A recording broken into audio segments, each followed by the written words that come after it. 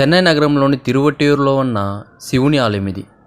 ఈ ఆలయం చాలా పెద్దది. అలాగే ఈ ఆలయం లోపల చాలా ఉప ఆలయాలు ఉంటాయి. ఈ ఆలయానికి చేరుకోవాలంటే చెన్నై సెంట్రల్ నుంచి మెట్రోలో మనం తిరువట్టియూరు మెట్రోకి వెళ్ళవచ్చు. అక్కడి నుంచి ఈ దేవాలయం దగ్గరే.